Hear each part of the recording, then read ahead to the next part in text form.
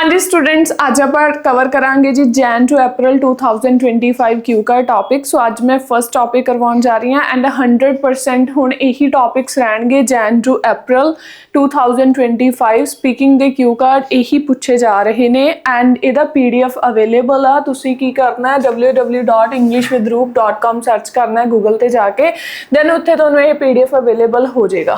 सो अज आप डिस्कस करांगे इहदा ही first cue card topic. Describe a foreign country you would like to visit in the future. Foreign country ਹੁਣ ਕਈ student ਇਹ ਪੁੱਛਦੇ ਆ ਵੀ ਅਸੀਂ ਕਿਊ ਕਾਰਡ ਕਿੱਦਾਂ ਬਣਾਈਏ। ਹੁਣ ਡਾਇਰੈਕਟਲੀ ਤੁਸੀਂ ਫੋਰਨ ਕੰਟਰੀ ਬਾਰੇ ਨਹੀਂ ਬੋਲਣਾ, ਤੁਸੀਂ ਡਾਇਰੈਕਟਲੀ ਪਹਿਲਾਂ ਇਹਦੀ ਇੰਟਰੋ ਬਣਾਉਣੀ ਆ। ਸਭ ਤੋਂ ਪਹਿਲਾਂ ਸਟਾਰਟਿੰਗ ਕਰਨੀ ਆ, ਠੀਕ ਆ, ਵੀ ਮੈਂ ਇੱਥੇ ਇੱਥੇ ਗਿਆ, ਤੁਸੀਂ ਪਾਸਟ ਦਾ ਐਕਸਪੀਰੀਅੰਸ ਦੱਸ ਦਿਓ, ਹੈ ਨਾ, ਪ੍ਰੈਜ਼ੈਂਟ ਦਾ ਥਿੰਕਿੰਗ ਦੱਸ ਦਿਓ, ਦੈਨ ਤੁਸੀਂ ਹੁਣ ਫਿਊਚਰ ਤੇ ਆ ਜਾਓ। ਮਤਲਬ ਇੱਕ ਆਈਡੀਆ ਜਨਰੇਟ ਕਰਨਾ ਹੈ। ਦੈਨ ਉਸ ਤੋਂ ਬਾਅਦ ਫਿਰ ਆਪਾਂ ਅਗਲੇ ਕੁਐਸਚਨ ਤੇ ਆਉਣਾ ਹੁੰਦਾ ਹੈ ਵਟ ਇਟ ਇਜ਼, ਹੈ ਨਾ, ਕਿਹੜੀ ਕੰਟਰੀ ਤੁਸੀਂ ਜਾਣਾ ਚਾਹੁੰਦੇ ਹੋ। then what you have known about it, ਤੁਹਾਨੂੰ ਕੀ ਪਤਾ ਹੈ ਉਸ ਬਾਰੇ, who you would like to go there with, ਹੈ ਨਾ, ਸੋ ਕਿਸ ਨਾਲ ਜਾਣਾ ਚਾਹੁੰਦੇ ਹੋ, and explain why you would like to visit it, ਤੇ ਕਿਉਂ ਵਿਜ਼ਿਟ ਕਰਨਾ ਚਾਹੁੰਦੇ ਹੋ। ਸੋ ਇਹ ਸਾਰੇ ਕੁਐਸਚਨਸ ਦੇ ਆਨਸਰ ਕਵਰ ਕਰਨੇ ਆ 2 ਮਿੰਟਸ ਦੇ ਵਿੱਚ। 2 ਮਿੰਟਸ ਟਾਈਮ ਹੁੰਦਾ, 1 ਮਿੰਟ ਤੁਹਾਨੂੰ ਮਿਲਦਾ ਪ੍ਰੈਪਰੇਸ਼ਨ ਦੇ ਲਈ। ਤਾਂ ਸਾਰੇ ਦੇ ਆਪਾਂ ਨੇ 3 to 4 ਸੈਂਟੈਂਸਸ ਬਣਾਉਣੇ ਆ, ਬਟ ਉਸ ਤੋਂ ਪਹਿਲਾਂ ਆਪਾਂ ਇੱਕ ਇੰਟਰੋ ਜਨਰੇਟ ਕਰਨੀ ਹੁੰਦੀ ਹੈ। ਸੋ ਅੱਜ ਪਹਿਲਾਂ ਮੈਂ ਡਿਸਕਸ ਕਰਾਉਂਗੀ ਜਿਹੜੇ ਆਪਾਂ ਇਹਦੇ ਵਿੱਚ ਵਕੈਬ ਜਾਂ ਈਡੀਅਮ ਯੂਜ਼ ਕੀਤੇ ਆ। First is ਹੌਡੋਫਾਈਲ। ਹੌਡੋਫਾਈਲ ਕੌਣ ਹੁੰਦਾ? ਜਿਹਨੂੰ ਟਰੈਵਲ ਕਰਨਾ ਬਹੁਤ ਪਸੰਦ ਹੋਵੇ। ਬ੍ਰੌਡਨ ਦਾ ਮਤਲਬ ਤੁਹਾਡੀ ਨੌਲੇਜ ਇਨਕਰੀਜ਼ ਹੋਣਾ, ਹੈ ਨਾ। ਹੌਰੀਜ਼ੋਨ ਹੁੰਦਾ ਰੇਂਜ ਆਫ ਐਕਸਪੀਰੀਅੰਸ। ਫੈਸੀਨੇਟਿੰਗ ਹੁੰਦਾ ਬਹੁਤ ਜ਼ਿਆਦਾ ਜਿਹੜਾ ਇੰਟਰਸਟਿੰਗ ਹੋਵੇ। ਇੰਸਪਾਇਰ ਕਿਸੇ ਤੋਂ ਬਹੁਤ ਜ਼ਿਆਦਾ ਮੋਟੀਵੇਟ ਹੋਣਾ, ਇਨਕਰੇਜ ਹੋਣਾ। ਡਾਈਵਰਸ ਹੁੰਦਾ ਹੈ great deal of variety.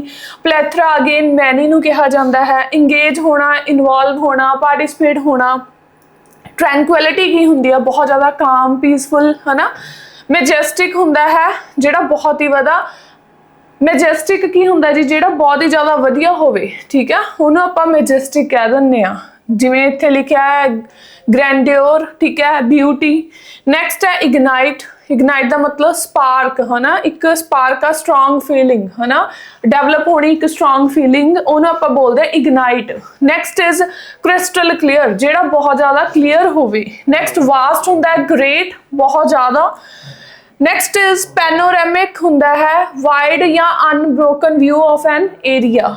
Red letter day किहड़ा हुंदा है जी? जिहड़ा यादगार दिन होवे, मैमोरेबल डे होवे। सो हुण आपां इहदी स्टार्टिंग करांगे। कहंदे बीइंग अ हॉडोफाइल, है ना, हॉडोफाइल जिन्हों ट्रैवल करना पसंद आ। मैं की किहा सी पहलां आपां इंट्रो देनी आ। तुसीं कहंदे हुंदे आ ना भी असीं 2 मिनट च क्यों कार्ड किदां प्रिपेयर करिए। कोई भी टॉपिक आउंदा ओहदी एक कॉमन लाइन बनाओ। कहंदे मैं एक हॉडोफाइल पर्सन आ। जे हॉडोफाइल वर्ड भी तुहानूं नहीं आ तां सिंपली कह दो, ठीक है, आई लव टू ट्रैवल, है ना, वेरियस प्लेसिस या डिफरेंट प्लेसिस। सो कहते I love to explore the world as much as I can, है ना, जिन्ना कहते मैं कर सकदा। कहते मैंने एक्सप्लोर करना बहुत पसंद है। Since it broadens my horizon and increases my knowledge of various aspects ranging from culture and language to the environment of different regions. की इंट्रो दित्ती आपां। कहते मैनू एक्सप्लोर करना बहुत पसंद आ। ਹੁਣ सिर्फ ਆਪਾਂ ਇਹ ਕਹਿ ਕੇ ਤਾਂ ਛੱਡ ਨਹੀਂ ਸਕਦੇ, ਉਹਦਾ ਮੇਰੇ ਉੱਤੇ ਕੀ ਇਫੈਕਟ ਪੈਂਦਾ, ਪੋਜ਼ਿਟਿਵ ਕਿ ਨੈਗੇਟਿਵ। ਡੈਫੀਨੇਟਲੀ ਜਦੋਂ ਆਪਾਂ ਐਕਸਪਲੋਰ ਕਰਦੇ ਹਾਂ ਤਾਂ ਕਹਿੰਦੇ ਉਹਦੇ ਨਾਲ ਮੇਰਾ ਕੀ ਆ, ਨੌਲੇਜ ਵੱਧਦੀ ਆ, ਠੀਕ ਹੈ, ਮੈਨੂੰ ਅਲੱਗ-ਅਲੱਗ ਕਲਚਰ ਦਾ ਪਤਾ ਲੱਗਦਾ, ਲੈਂਗੁਏਜ ਦਾ ਪਤਾ ਲੱਗਦਾ ਹੈ। I have visited many places throughout my life, ਤੇ ਮੈਂ ਆਪਣੀ ਲਾਈਫ 'ਚ ਕਹਿੰਦੇ ਬਹੁਤ ਜਗ੍ਹਾ ਘੁੰਮ ਵੀ ਚੁੱਕਿਆ।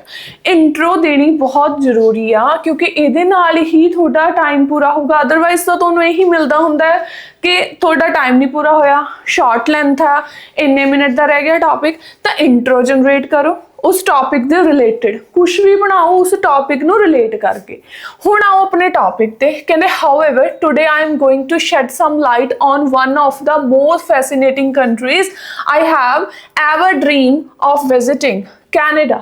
कोई भी प्लेस दस दो, so which is located in North America. In fact, my cousin has been living there for the past 3 years and he inspired me to make it my ideal destination।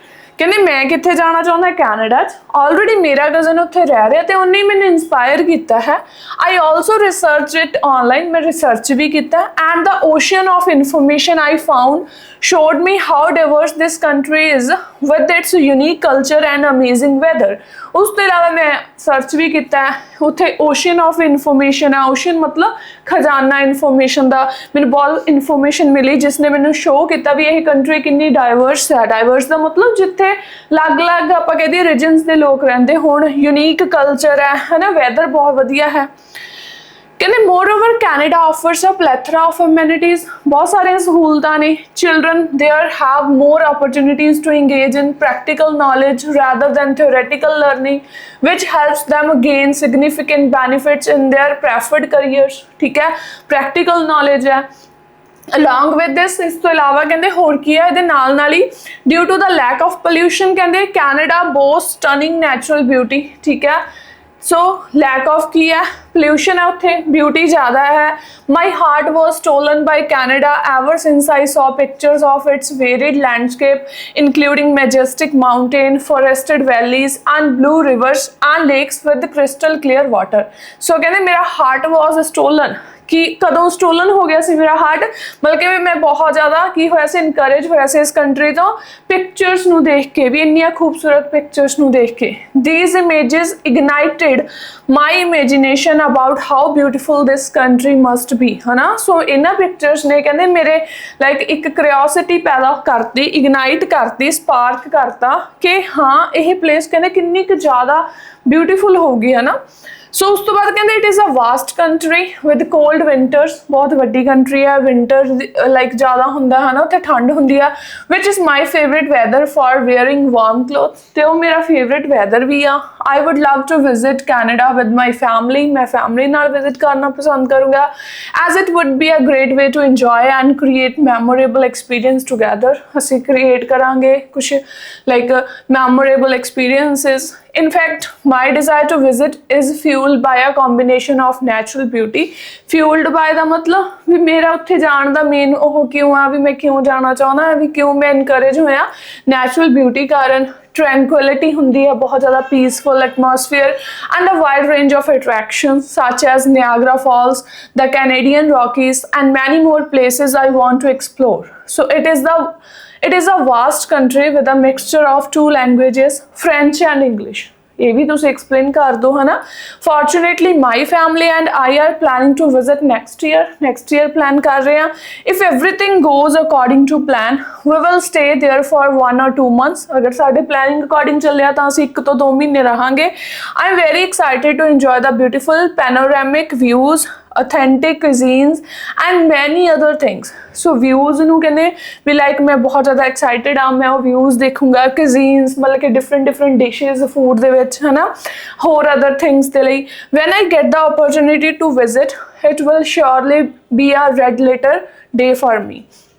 last day when I get the opportunity to visit it will surely be a red letter day for me। तो मेरे लिए बहुत यादगार दिन होगा जो भी कहने मैं उत्थे लाइक मैंने ये अपॉर्चुनिटी मिलूगी उत्थे जान दी। सो तुसीं इहनूं किसी भी तरीके नाल किसी भी कंट्री बारे बोलियो, उत्थों दा तुहानूं वैदर पता होना चाहिए, स्पैसीफिक वो प्लेस कित्थे है, ठीक है, वो पता होना चाहिए, उत्थे की फैसिलिटीज़ ने वो पता होना चाहिए, किहदे नाल जाना, ये सारे कवर करने हैं तुसीं क्यूज जेहड़े। सो इस तरह का अगर तुसीं आंसर दिंदे हो तो डेफिनेटली तुहाडा स्कोर 7+ रहेगा, घटेगा नहीं, ठीक है जी।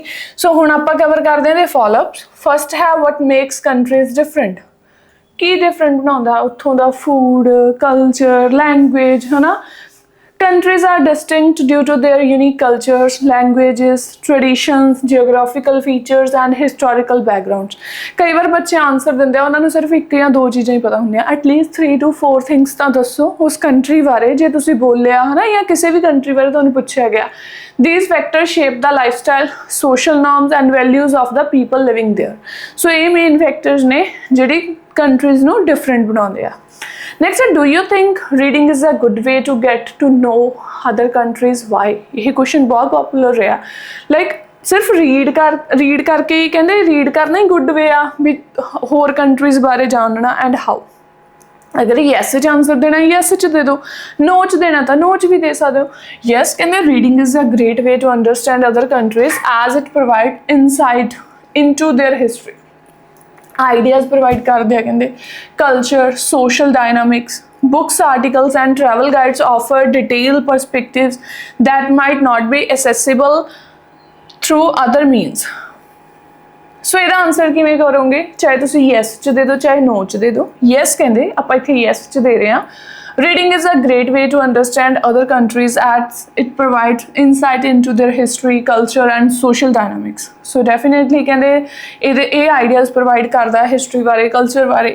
Books, articles and travel guides offer detailed perspectives that might not be accessible through other means. So ਕਹਿੰਦੇ other means ਦੇ ਨਾਲ like ਉਸ ਚੀਜ਼ ਬਾਰੇ ਆਪਾਂ ਨੂੰ information ਨਹੀਂ ਮਿਲ ਸਕਦੀ ਜੋ ਆਪਾਂ ਨੂੰ ਜਿਹੜੀਆਂ like books ਜਾਂ articles provide ਕਰਦੇ ਆ, ਠੀਕ ਹੈ। So books ਚ ਕਹਿੰਦੇ ਕੀ ਹੈ, ज़्यादा डिटेल नॉलेज होती है। नेक्स्ट है third question, how do people get information about other countries.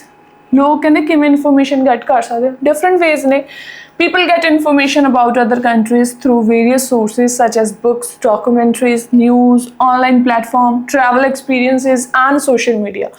These sources offer both factual and personal accounts of life in different regions. So ये की है कहते proper information provide करते हैं। So बहुत अलग-अलग तरीके ने, again वो अलग-अलग तरीके ਜਿਹੜੇ ਤੁਸੀਂ mention करने हैं 3 या 4 ਤਾਂ ਹੋਣੀ ही। Next है जी, how does traveling abroad affect young people? So ਕਿੱਦਾਂ ਕਹਿੰਦੇ traveling affect ਕਰਦੇ young people ਨੂੰ। Traveling abroad helps young people experience different cultures which broadens their perspective, ਜਿਹਦੇ ਨਾਲ ਉਹਨਾਂ ਦੇ perspective ਹੋਰ ਜ਼ਿਆਦਾ ਹੁੰਦੇ ਨੇ, experience ਹੁੰਦਾ ਹੈ।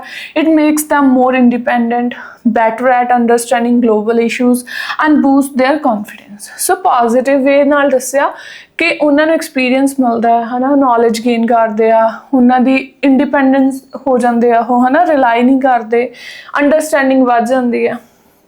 ਨੈਕਸਟ ਕੁਐਸਚਨ ਆ 5th question and last question, second last question है इस टॉपिक का, कहने what are the advantages of working in an international company। की फायदे ने काम करन दे इंटरनेशनल कंपनी दे विच। Working in an international company offers exposure to diverse perspective, अलग-अलग perspective offer करता है, global networking opportunities and the chance to develop cross-cultural communication skills. It can also lead to career advancement in globalized job market. So ਹੋਰ ਤੁਹਾਡਾ career ਹੈ ਜਿਹੜਾ ਉਹ 'ਚ growth ਹੋ ਸਕਦੀ ਆ, ਹੋਰ ਤੁਹਾਨੂੰ offer ਮਿਲਦਾ, exposure ਮਿਲਦਾ ਹੈ। So ਇਹ ਕੀ ਨੇ, ਫਾਇਦੇ ਨੇ। Next question ਹੈ ਕਹਿੰਦੇ what do you think of national identity। national identity ਬਾਰੇ ਤੁਸੀਂ ਕੀ ਸੋਚਦੇ ਹੋ। National identity is important as it shapes a sense of belonging and pride in one's culture। ठीक है, आइडेंटिटी का मतलब की होंगे पहचान।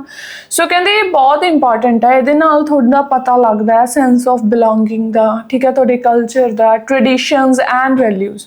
इट फॉस्टर्स का मतलब होंगे develops unity within a country and helps preserve its heritage. So तुसी अपने कल्चर नूं प्रिजर्व किवें करना वो दसदा है, while also promoting respect for diversity. तो यह कहते की प्रमोट करता है, डाइवर्सिटी की रिस्पैक्ट भी लाइक ये प्रमोट करता। सो मैं ये सोचदा, सो तुसी इत्थे अपना व्यू दे सकते हो, तुसी नैशनल आइडेंटिटी बारे की सोचते हो, ठीक है जी। सो यह सीगा फर्स्ट क्यू का टॉपिक एंड ये फॉलोअप्स क्वेश्चन। टॉपिक्स मैं ऑलरेडी पहला भी वीडियोज अपलोड कीतियां हुई ने, बट मोस्टली की है किसी किसी के क्यूज चेंज कर दिते गए एंड फॉलोअप्स तो सब दे ही चेंज ने। ओके फ्रेंड्स, मिलते हैं जी नवे टॉपिक देना। Bye bye, take care.